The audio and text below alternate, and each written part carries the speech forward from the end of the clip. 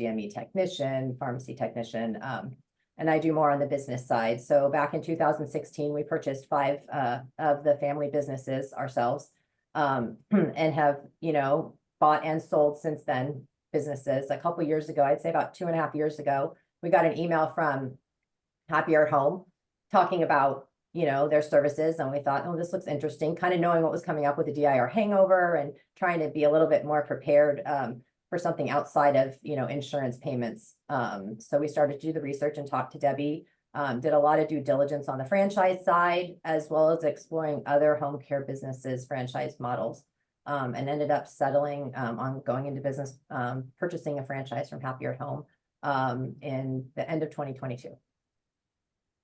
That is cool. I love husband-wife success stories. My wife's a nurse. She works at a maximum security prison. I've had a dream that she'd come aboard and become our COO and run things because she's much better at operations, but she's like absolutely not. And Right. so Toby, you're lucky to have your wife and partner helping you to Yes. grow an empire.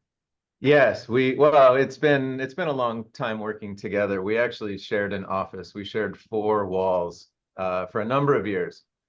People did ask us for a long time, how are you able to do that? She's easy to get along with. What are you gonna, and she's really good at her job, so why would I have a problem? Yeah, but it works for us. It works really well. What made you want to get into the pharmacy business? Because I tell you what, it's complicated. I don't have to tell you. You're in it.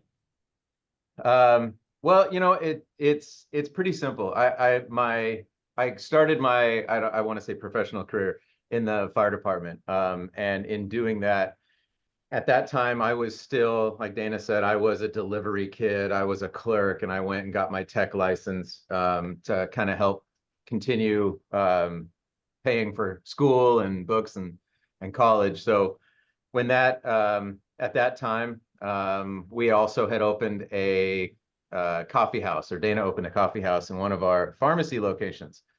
So to add another hat, I decided to get certified as a barista and manage the coffee house. And so I worked in that facet for a while, and fire just kind of fell to the wayside. I enjoyed working with people. Sales is, I guess, part of that gig, but interacting with folks constantly, new people every day, and regulars that come in, and I realized this is for me. Independent pharmacy is a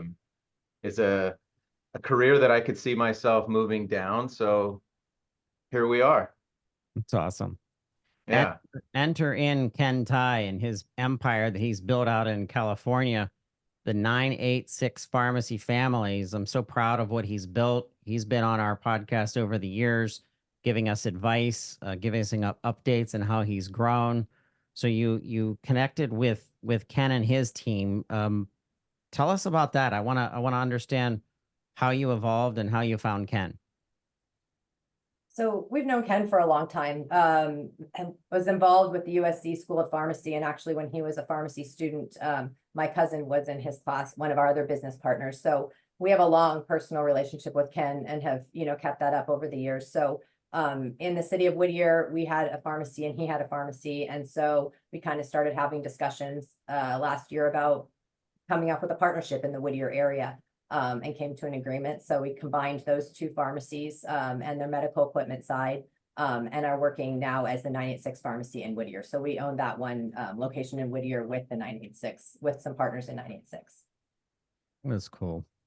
I like it. And what I understand just from being in this industry for more than 20 years now is, just like you said, you've experienced less and less revenue per month, per year, based on what's happening with the PBMs. And we're in the middle of PBM reform. It's important, obviously, for the sustainability of public health across the nation, but we can't wait. You have bills to pay, you have employees to care for, and patients in your community need you.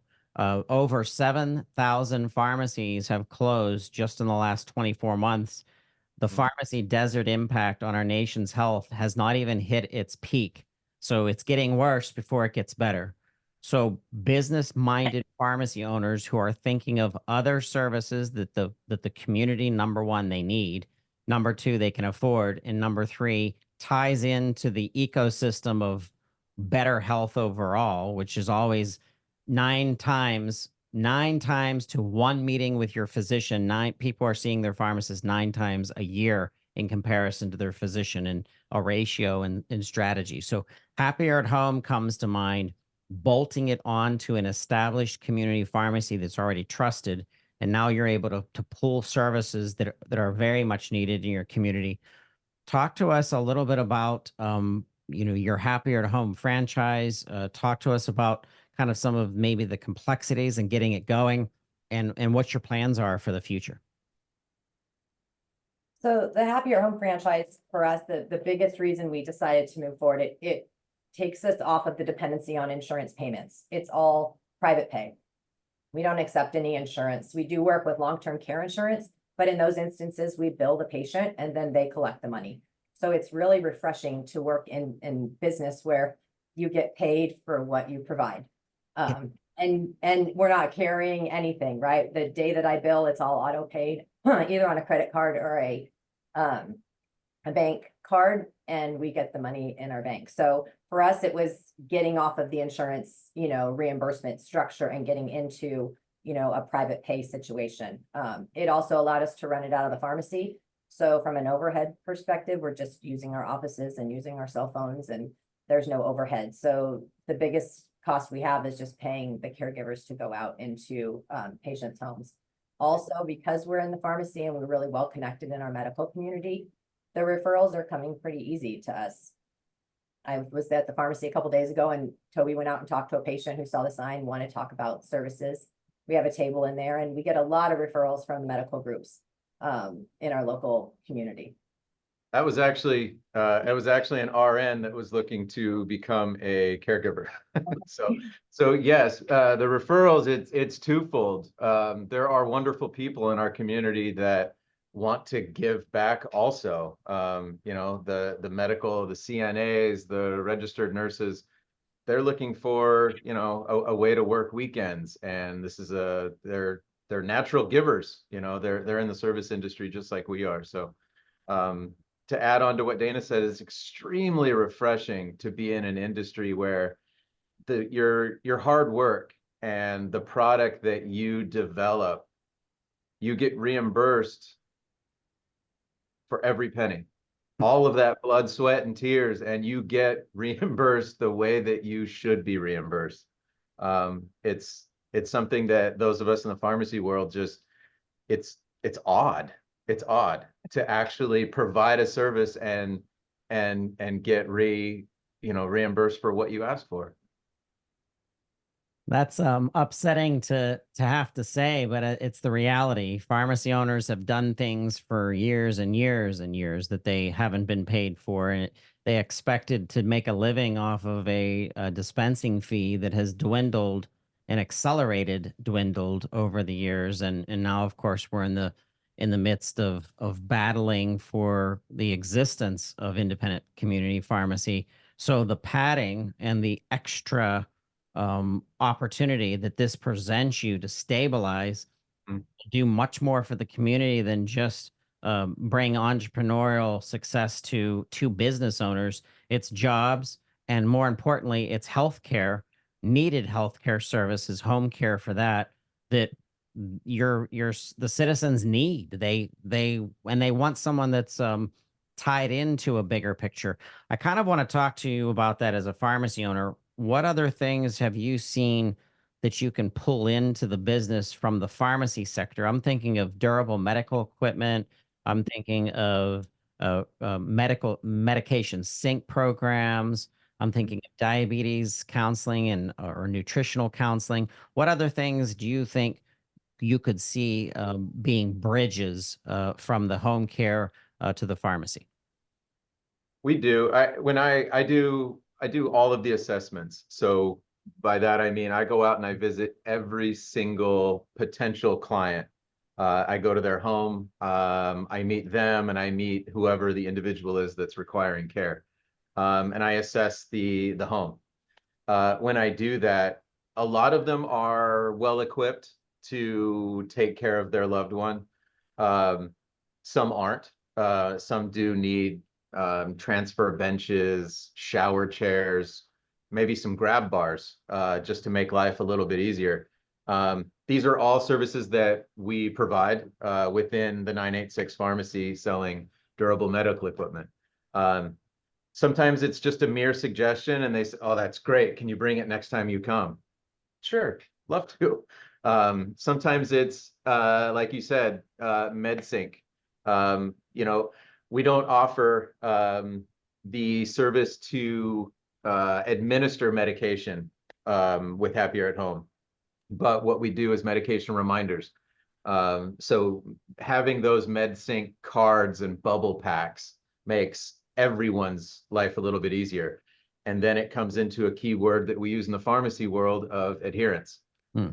Adherence keeps folks healthy rather than backslides and ending up in the hospital. Hospitals and urgent cares is not where these folks want to be. They want to stay at home. Yep. Absolutely. Yeah. Absolutely. There's a psychology to this. There's mental health to this. We know that people that have been taken out of their homes and put into centers, sometimes the depression alone is the end of them as an individual, because they don't feel happy. They don't feel kind of in their realm. They don't get to have a cat or a dog, because Right. they lost their way. So I love this. I absolutely love it.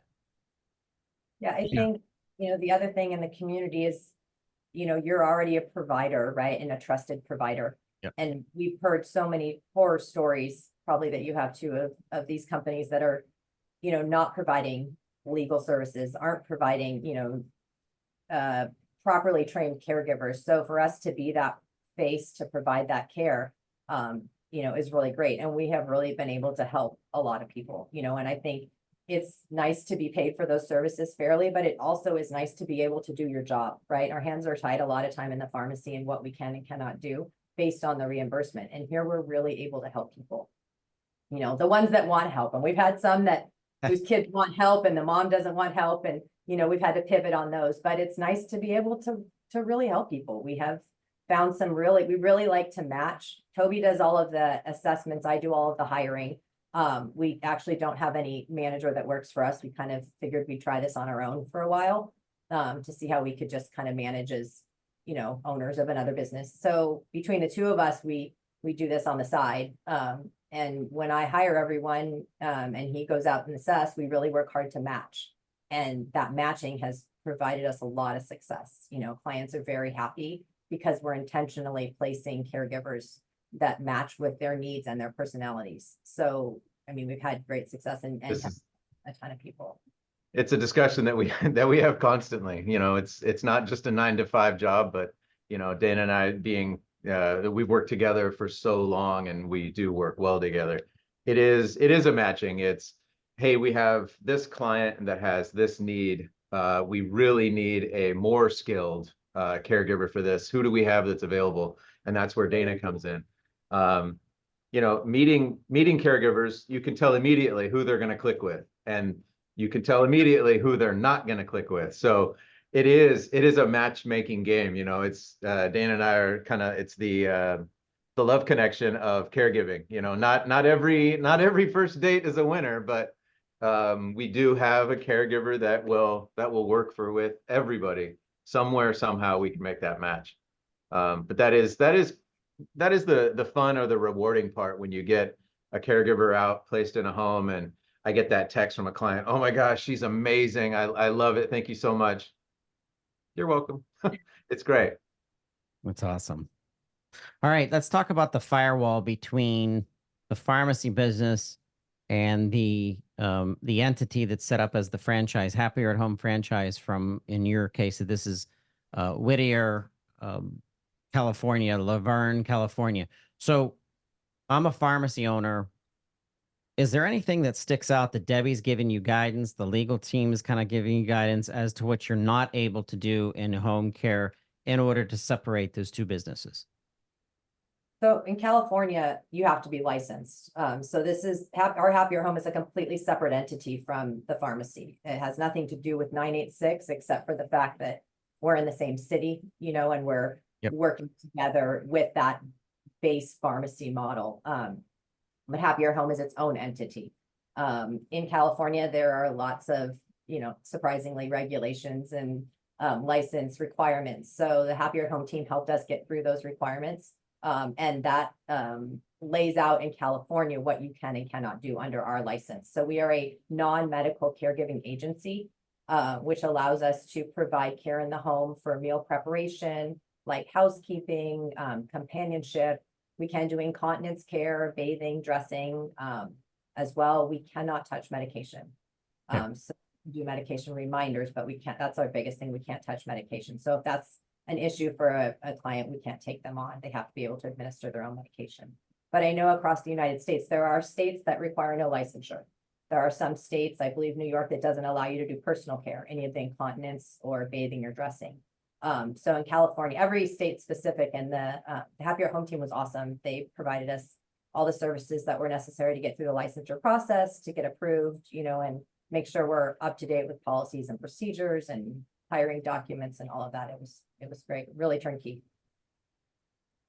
What I like about this is it's coming at the right time. We are having an explosive demographic change to our population where, you know, 65, 75, 85, 95, people in their hundreds, people are living longer, and we're seeing the baby boomers increase the next year. 20 years, over the next 20 years, the expansion of a specific demographic that is going to need a different additional assistance that would be candidate to stay in their home, to have home care come in. So what I like about this is it's not like Debbie invented something that wasn't needed. It was desperately needed based on the time that we're in. And I feel better about it. Just what you said, Dana. I feel like I could trust you as a pharmacy owner much better than just someone who is, you know, an entrepreneur and getting into the business, or, you know, doesn't have really any connection to something that you already hold in esteem. You already hold a high value of service in your community as a pharmacy owner, and now as a home care provider of services. This makes sense. So I love this. You know, on that topic, you know, that's kind of how our Happier at Home franchise came about. Pharmacists are a very, very trusted profession. Over the last 20 years working the bench in half a dozen different pharmacies, some of which I owned, some of which I didn't, we were constantly asked, Toby, I need somebody for my aunt. She's recovering from this or that, and I need somebody for a couple of months. Who do you recommend? Which of the caregiving places do you recommend? And 15, 20 years ago, I would say, you know what, these guys drop off flyers, you know, pick one. I don't really have a relationship with them. And I suppose that has something to do with me getting older, but over the last maybe 5, 7 years, it has really picked up pace. Toby, I need this for my aunt. Toby, I need somebody from my mom. Who do you have? And it just kind of, like Dana said, it just kind of clicked one day. Not only is there this need where we found ourselves needing it for our own family, and we still didn't have that relationship that we trusted to put our name on to recommend. And it just kind of fit. We could do this, and we are doing it. Like you mentioned, we are so trusted that when our friends are coming to us and recommending our services to somebody else, they might have already interviewed other agencies, but as soon as they realize that their community pharmacy also provides caregiving services, and it's somebody that they can see in the neighborhood, hey, it's already sold. Yep. That's how pharmacy works. And caregiving is just another facet that works in the community. I love it. I love it. Also, talk to me about the expansion of your brand as a Happier Home franchise. I know that Debbie and I talk a bunch about strategy in helping these franchise owners grow, and she's a master marketer. So talk to us about the marketing support too. So we we spend a lot or put a lot of our money into Google advertising. They have a really great company they work with from an advertising standpoint. When we got in, we just sort of leaned into that, but truth be told, we really don't do that much advertising besides the Google advertising, which we put a fair amount of money into, which picks us up caregivers looking to apply for jobs, as well as people Googling home care services near me. We also work with some referral agencies that Happier at Home recommends. People are just hearing about us through the community. We did one presentation for the local medical group and they send us referrals.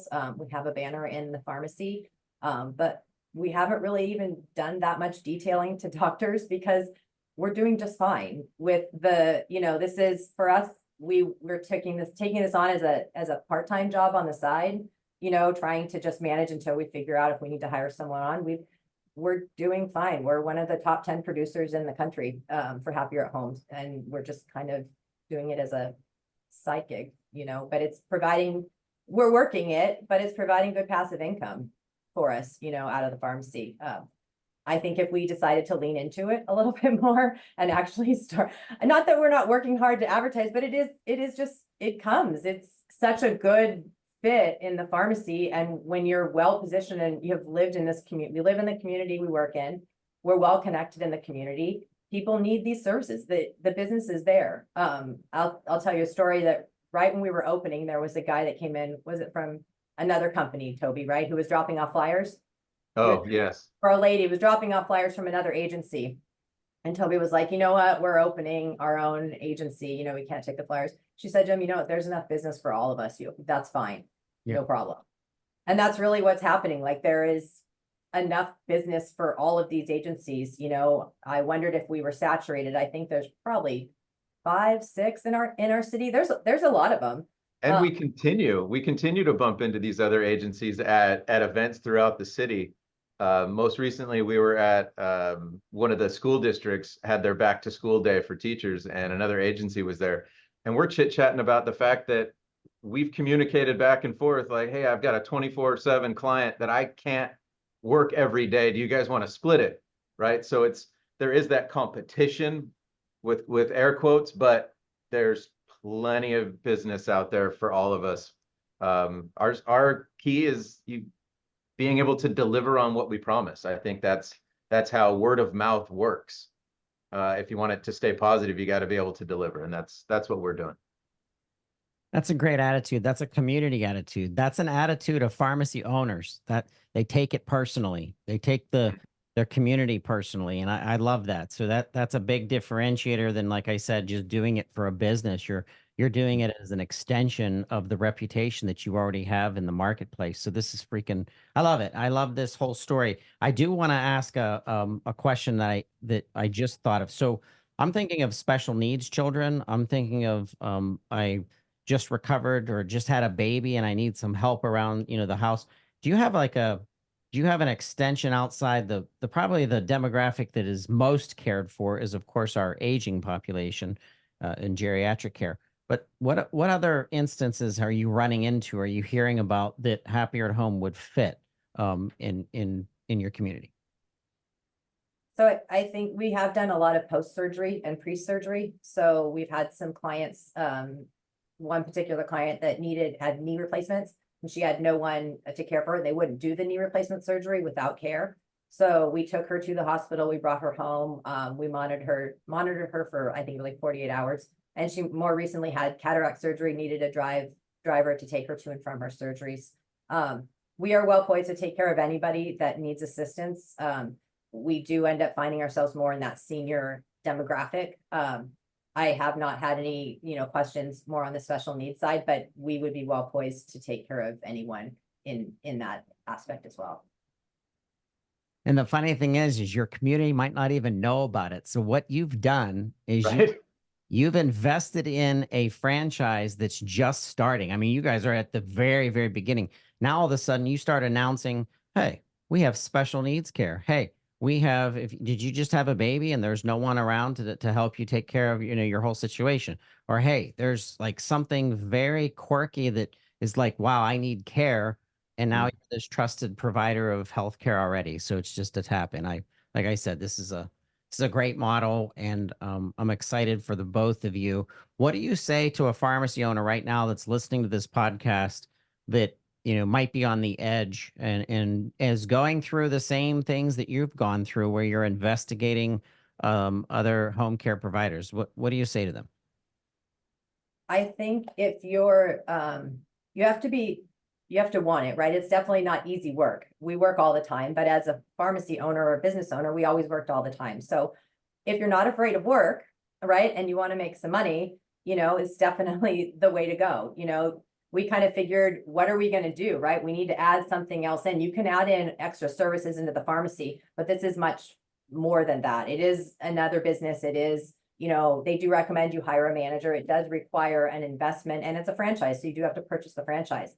But if you want the long-term, you know, the longevity of the pharmacy and another business, if you're really in it for the long term, this is the way to go. It also provides us that flexibility of having this other business that is tied to the pharmacy, but if we decided to get out of the pharmacy, it would still exist, you know, and it exists with zero overhead. You know, we run it out of an office, but it doesn't even really require that. So I think for those pharmacy owners that are creative and are looking for alternative options, this is definitely something to consider. It's definitely doable. That's the takeaway. If somebody is on the edge, it is 100% doable. There is, like Dana said, there's work involved, but the answers are there. It is a turnkey franchise model, and the support is ongoing. We have a great network of Happier at Home franchises that we talk to. We have access to on a portal that we can ask questions to on a daily basis, on an hourly basis. We all kind of pitch in and help each other. It's very, very similar to community pharmacy because it's such a small world. And Happier at Home is kind of working off that same model. So the support is there. It's totally doable. I love it. And I think one more thing, Todd, that in the independent world, you know, we've always been, you know, creating things for ourselves, right? We don't really have that franchise model. And so not knowing what that feels like, or it's kind of liberating to say, okay, I don't have to create my own policy for this, or, you know, oh, what's coming up? I want to make sure I don't, you know, I'm not doing something wrong. Like everything is provided to you. There's always somebody there kind of walking you through to make sure you're doing it right, you know, and if you need, you know, I needed a banner for a local school that we were sponsoring. You know, in the pharmacy world, I just created on my, you know, on Google Docs, you know, and send them something, but I have access to this agency who provided me, you know, this professional banner, you know, in a couple days. And so the image is there, right? The brand integrity stays there. But for us, we have this really great support. And that's something we haven't really experienced before, always kind of working for ourselves. So we're working for ourselves, but we have this like, you know, safety net that it feels like, and the support of all the other pharmacy owners that are doing it too and going through it too. So that's been really great for both of us. This has been terrific. I want to thank you both, Toby and Dana Porter, champions for home care, champions for community pharmacy, the fusion of home care with community pharmacy. It absolutely makes sense. And it's exciting that you've invested in Happier at Home. We're going to track this. Would love to have you both back in a year or two just to see how things are progressing. And you're going to come up with creative ideas, both of you, I know, of how to leverage your home care agency in your community to do more for the community that is in desperate need of these services. Like I said, it's not like you're doing something that that nobody needs. So Right. Thank you both for so much for being on Happier at Home PRN. Thanks. Thank you.